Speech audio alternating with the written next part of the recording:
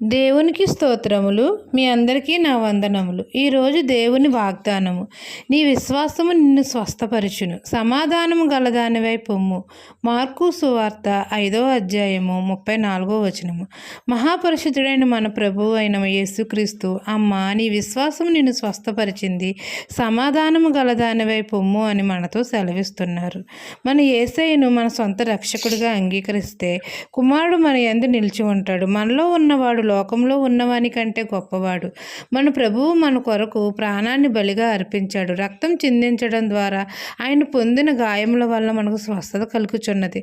మనం మొరపెట్టినప్పుడు మన ప్రభువు మన మనవి ఆలకించి మన పాపాలను క్షమించి మనకు స్వస్థత కలుగజేస్తాడు.